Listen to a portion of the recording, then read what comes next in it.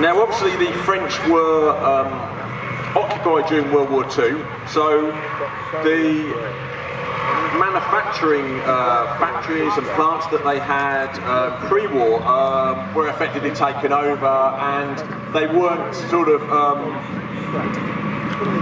up to the modern levels of production that they were in America.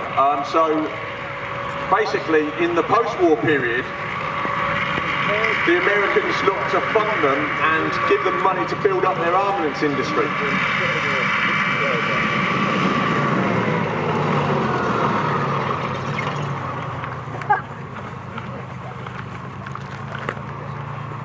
This cover around the turret,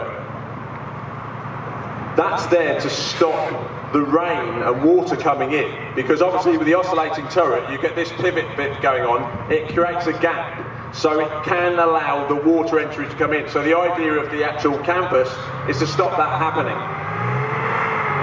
It's not an amphibious vehicle, so you have to be aware of what's going on with that.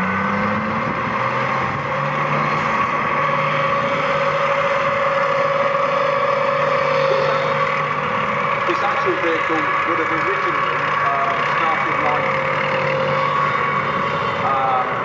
as a 75 model with a 75 gun and would have been sold to the Dominican Republic. It then ended up in Indonesia, where it was given a 105mm gun and re-engineered.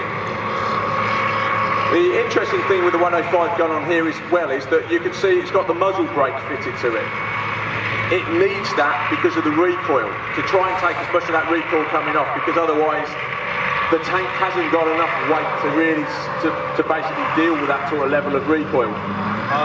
You know, if you are in a tank in the 1950s and you come across the AMX-13 with a 105, you are going to get a bit of a surprise. You can see the speed it is going at now.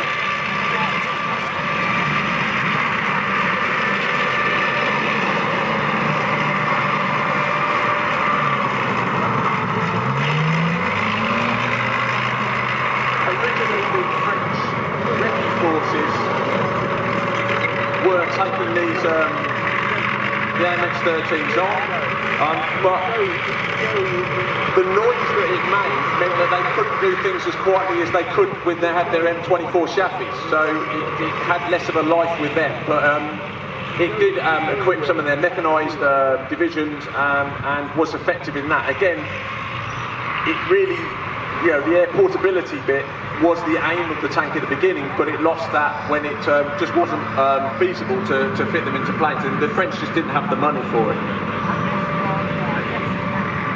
But really, when you look at that 105 gun on there, it really is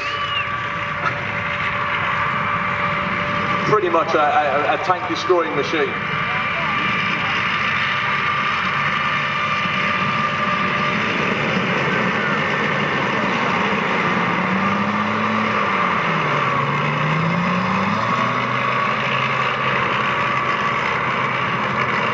And it's one of the tanks that puts the French back on the map in terms of tank production. It starts their industry going again and shows that they're, you know, they're competitive and they're getting out there with their exports.